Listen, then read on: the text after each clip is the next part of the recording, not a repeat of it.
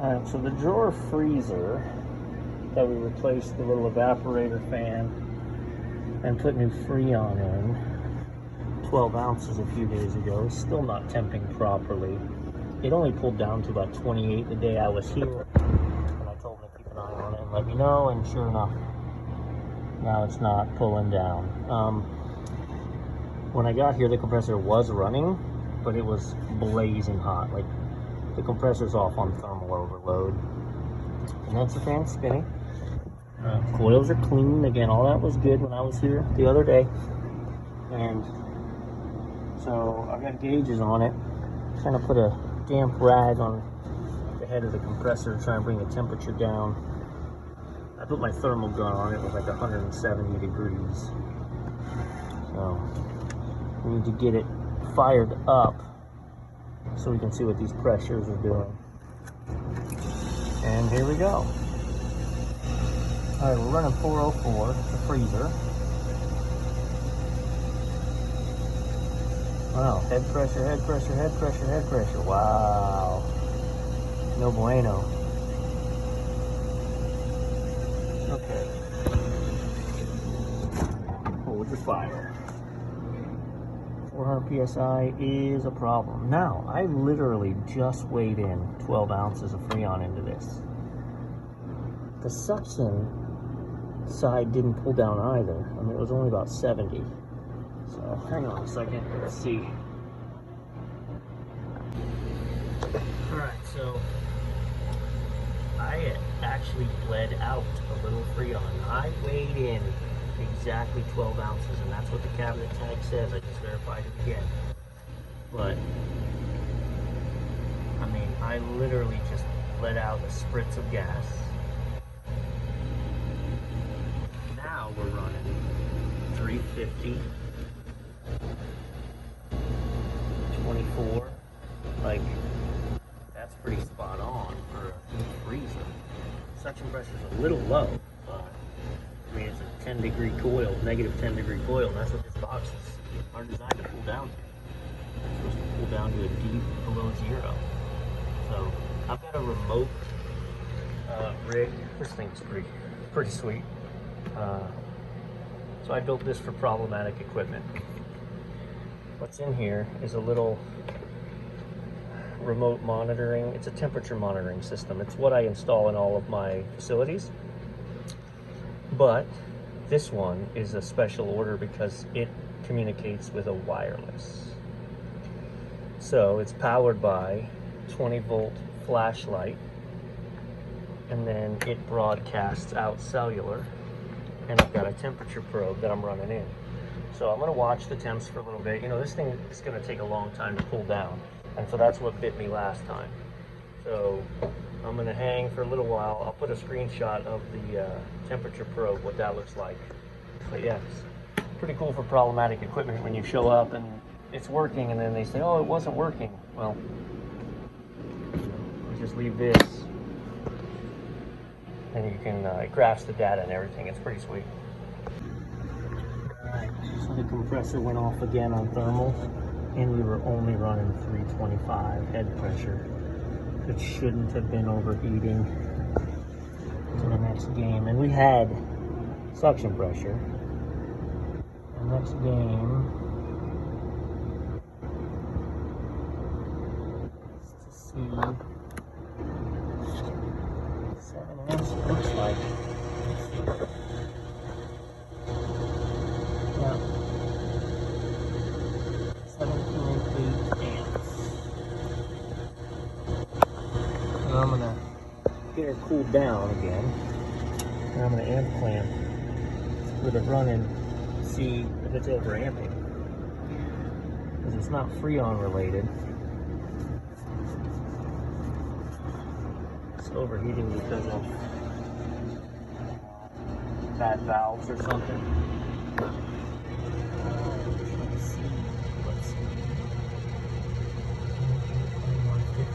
I'm trying to see if I can see a date based on the number of that, but I don't think so.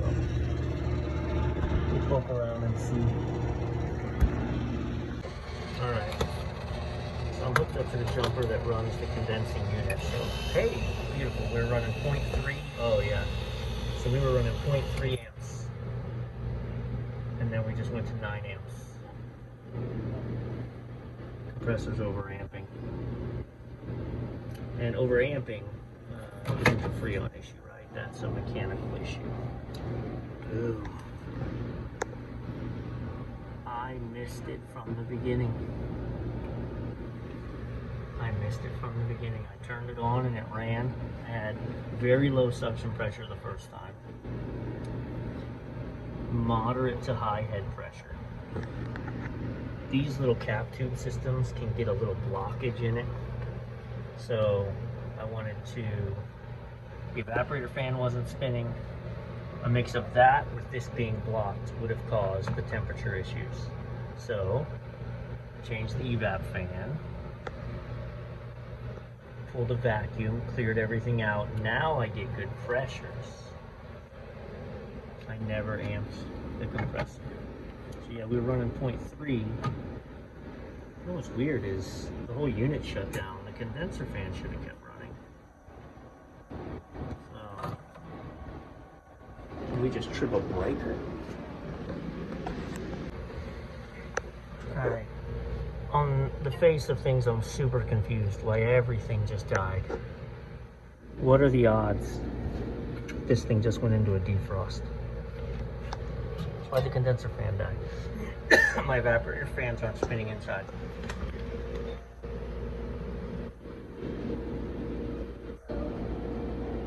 Okay. First thing it does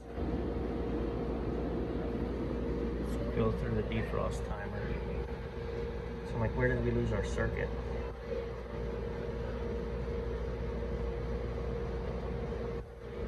Condensate heater, there's not one. Right? Defrost heater pants. Defrost limit switch. Alright, I need to get to the defrost timer and pull power on 2. See if 2's energized.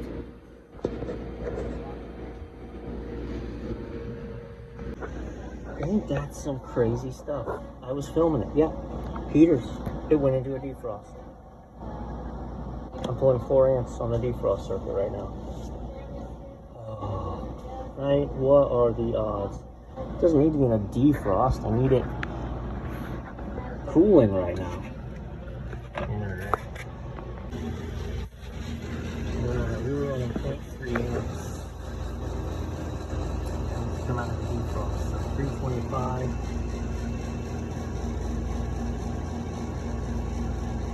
20. So we're running 0.3 before.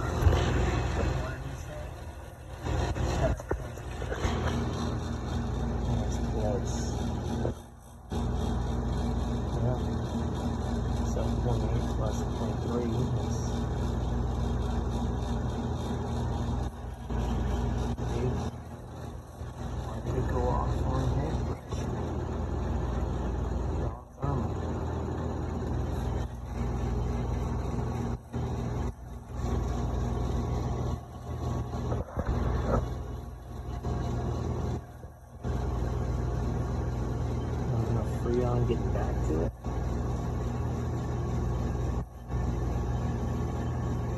It's definitely now pretending to be low.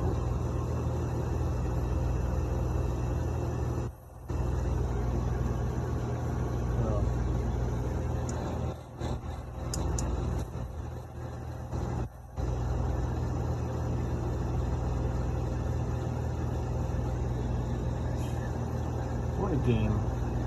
These things are this little tiny bit of Freon.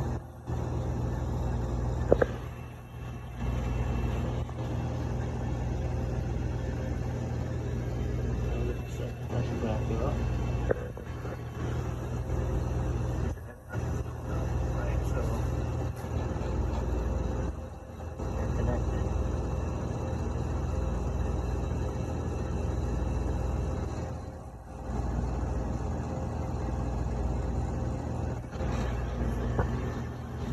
Is running. The compressor is overhead. Not by a whole lot, but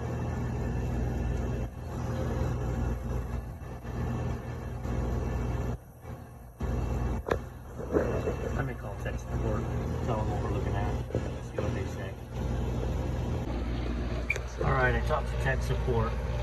Don't underestimate tech supports. They're pretty awesome across the board. And I'm, Continental on this one. But I talked to him. He explained to me that generally speaking, you want 20 to 22 in the suction, which we had, and 225 to 300 max on the head pressure. So again, his question is like, is the condenser fan spinning? Yeah, it is. There's lots of air coming out of the condenser fan. Is the coil clean? Yeah, it is. And so he was like, it's got to be overcharged. I said, well, I mean, there's only limited things, right? Either the fan is not up to speed, and it's not appropriately cooling the Freon. So here's where you start throwing stuff at it, right? Looking at that fan, I don't think it's not up to speed. I think it's fine.